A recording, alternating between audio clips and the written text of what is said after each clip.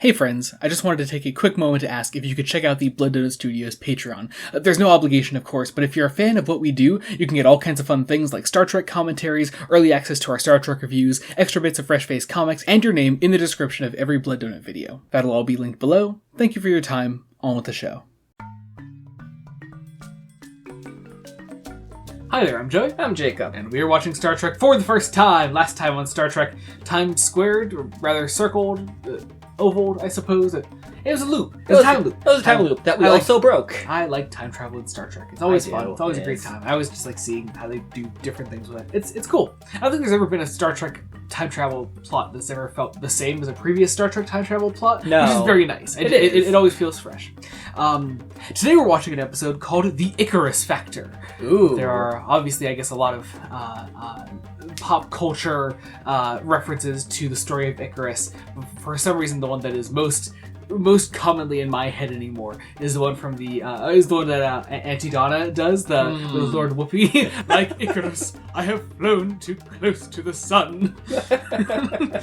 For it is I who was the silly one. Anyway. Well, let's see who flies too close to the sun. Indeed. I guess we're going to find out. Maybe more time travel, because we're going to slingshot close to the sun. I don't know. Anyway, we're going to get into post-episode thoughts in a second. Be sure to join us then. We're about to watch The Icarus Factor. I don't care what this episode says. Fuck Kyle Riker. Fuck this guy. He comes off as just a bit of a dick. Fuck Kyle Riker. Will doesn't like him. I've never heard him called Will so much before, but Will doesn't like him, so I don't like him. I don't care what Troy has to say about their relationship, or the final scene between them being really fucking touching, or that we as brothers have a troubled relationship with our father. I don't fucking care. I don't care. Fuck Kyle Riker. Fuck this. Oh man, yeah, this hit in a way I didn't expect it to. Yeah, I really did. Hit in a really weird way. Yeah, that is interesting. So, where do we begin? I have a lot of notes on this. I mean, I guess we could talk about an idea that dawned on us like 20 minutes in. What? About potentially like the writers of this show hinting. Yes, I have a note on that. So I mentioned in our last video, I was like, you know what's weird? There's this scene at the start of Times Square where Riker's talking about his upbringing and how his dad wasn't really there for him and he never knew his mom, so he had to learn to like cook by himself. And I was like, oh, cool, that makes sense, you know, whatever. That's cool. I know more about Riker now, but it wasn't really relevant to the last episode. And then it was relevant to this episode. And then I kept thinking, I was like, wait a second. The other example I brought up in the last video was Data playing poker at the start of Measure of a Man. And then I thought, wait, no, he does play poker, or he does like a whole like, casino thing in the Royale. And I was like, that's really interesting. Are they setting up other episodes in these pre-title scenes? Or are these just two really well-timed coincidences? Yeah, I'm trying to think of other examples now, but they're not really coming to me at the moment. But that's really interesting. I find that fascinating. Very cool stuff. Yeah, I don't know. I think that's awesome. That's neat. That's just an idea. Back in our video on the Royale, I went on this big rant about like episodes without like literal like physical conflict, and how like they can kind of like, well, they aren't inherently bad. They can certainly hurt an episode, I think. If something is about more like an emotional conflict than a literal physical conflict, like this episode, I think this is a great example actually of doing one of those episodes where like, sure, there's this sort of like background plot where like the closer we get to like a physical conflict in this episode is the whole like something wrong with the ship, so we have to, so our route to Starbase Montgomery is kind of delayed, so Riker is trying to think about his potential promotion to captain, but that's about it. Like otherwise it is just about the relationship between Riker and his father, and also there's a subplot involving Worf that we'll talk about in a moment. Yeah. But I found that really interesting. I found myself far more invested in this than I was, say, like the Royale. You know, absolutely. Yeah, I just find it fascinating. Also, on Riker's father, Kyle Riker, he has a past relationship with Pulaski, or an almost relationship. Yeah. With Pulaski. We kept joking early on that she was really Riker's mom, because all we knew beforehand was that Riker never knew his mom. So So this is before the reveal came that she's dead. But no, it is Pulaski and Kyle have a past together, and I found that fascinating because I just thought like I could actually like feel their chemistry first off. Yeah, so that was very apparent, and also it kind of placed Pulaski in this position as a sort of mother figure to Riker in this moment. And then you had Troy, who I thought also was very interesting in this episode as a sort of mediator, but still literal girlfriend to Riker. Even though I guess they aren't official, are they? They're not official. There's no way they're not official. A thing. There's no but still, way. like Troy's consistently taking Riker's side and like agree with him, and I was of course on Troy's side because yeah, fuck Kyle Riker.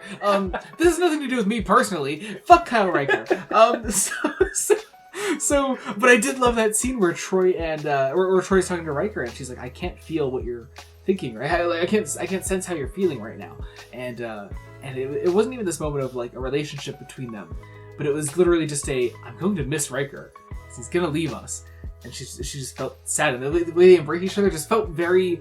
It wasn't even explicitly like a sexual thing. I think between it was just like these are just people that really fucking care about each other.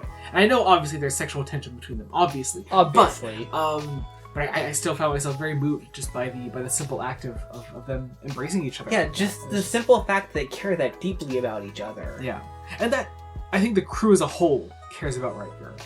Even Picard in his own bizarre way, Yes. who also gave us a really great scene where Picard kind of lays out the pros and cons in a very like objective way to Riker. He's like, "Hey, you could leave us and you could be in charge of your own ship. However, you're first officer on the flagship of Starfleet. Like that's a good gig." He says it's glamorous almost. Yeah, and then Picard, kind of acknowledging his own ego, brings up this great moment where he's like, "It's not bad to have your hands on the rein. You know, it feels nice." Like he's like, everyone does almost exactly what they tell them. Yeah. That there's nothing quite like it. Yeah. Fascinating moment. I really love that. For an episode that is fairly Picard light, I found that scene almost telling me a lot about Picard as a character. I find that really interesting. That Picard is very self-aware of his own character flaws at times. Other times he's not, obviously. Yeah, obviously. But I found himself I found him very self-aware in this one, which I thought was cool. God, I love the Tron suits that our Riker boys had on at the end there. The Riker boys. The Riker boys. Not wrong. Yeah. Yeah, they do like when Riker proposes. No, it's his dad. Yeah. That's like, however. They don't have this. I forget what the name of the game is. I didn't write it down. But he's like, it's a shame they don't have this on board. And he's like, "Yeah, we fucking do. 12th level. Meet you there, bitch." You know, it's great. In my mind, I thought it would be some variation of boxing. Yeah, no, it is. They're in Tron suits, and they have these sticks. They can't see each other. Yeah. So think of blind fencing. So the sticks like sense where they are because there were little red lights on the end. They were like sensing where they were. So it's kind of a cool idea. But also the suits look fucking stupid. They look so dumb. There was a solid portion of that fight where I just could not take it seriously. No. Let's talk about Worf, though. Let's talk about Worf, who is... It is the 10th anniversary of his Age of Ascension, which is a Klingon tradition, I guess. It's when I didn't catch what Wesley said it meant. It's kind of like... It seemed like a certain kind of adulthood, though, like, for them. Because, like, Worf, I guess, is on the younger side. So if it's 10 years since then, I mean, every character... We learned Riker's 30, I think, in this episode. He's a minimum of 30. At least 30, yeah. So everyone's around, like, their late 20s, early 30s, except for, like, Pulaski and Picard, I guess. Right, yeah. But everyone's around that age, so I guess that makes sense for Worf. But yeah, no, he is. I at first took his sort of edginess around Wesley to sort of be like, oh, he's gonna miss Riker, because we did have that scene between him and Riker where he wants to go with Riker on his new ship. Right, like he approaches Riker and is like, listen, I want to join you on your new assignment. Yeah. He's like, Riker's like, it's not gonna be, like, it's not gonna, I don't need you. It's not gonna be dangerous. And you're like, I'll come anyway. Yeah, I thought it was like a friendship thing between them. I thought it was. It is definitely a friendship thing. Yeah. Again, a lot of this episode is about the crew caring for Riker, and I think that Worf shows that in his own way, even though his plot is still very much about his Age of Ascension and the anniversary of that. So Wesley and Data and Pulaski and my boy O'Brien gets it on it. They set up this replication of the Age of Ascension for him that he kind of goes through. I thought it was just very cool. It was very nice of the crew to do that for him. Yeah, I love I love Worf. I don't know what it is, man. I was talking to my own friend. This is a couple months back now, but I was like, man, I love Heart of Glory, and he's like, really? I don't like Worf episodes, and I was like, really? I've loved every time we have focused on Worf as a character. I fucking love it. He's a great character. Yeah, I think because we always learn something new or interesting about Klingons just in general. Yeah, true. Yeah, and also I kind of took that as like I always kind of took it because of an episode like Heart of Glory, where we kind of see that Worf is this outsider in Klingon culture. Like I kind of took his embarrassment at or not embarrassment, but his shame almost at not celebrating his Age of Ascension as like his furthering that sort of shame he feels as being like an outsider in kind of his own culture for being a higher ranking member in Starfleet now. It's interesting. I think because he doesn't have anyone he feels he should share it with. Yeah. When really the people he would and should share it with are all on the ship. Yeah. The only person that I feel like Worf thinks would get it would be Riker. Yeah, definitely. Having both just probably the strongest personal connection on the ship. Yeah. And the fact that he has spent time with Klingons. I will say, back in season 1, we did get a fair few scenes between like him and Yar back when she was on the ship, which I always found really interesting. I thought they had like if Worf had a connection with anyone before, it was Yar, I think. Oh sure. And that is probably why he took her place essentially on the ship when she died. But still, it's interesting. Episode with a lot of like close connections. I think that's why I really loved this one actually. I thought this was very cool. God. And really just the whole episode for me is kind of laid out in that scene where Troy's talking to Pulaski towards the end and lays out like the strained relationship between Riker and his dad as like something just kind of inherent in them, and it was the whole point of the episode laid out for me. And when I was like, fuck this episode, fuck these guys, fuck Kyle Riker. With that, I'm going to end this video. Thank you all so much for watching. Be sure to join us next time when we continue Star Trek: The Next Generation. Until then, this has been Joey Morgan. I'm Jacob. Goodbye.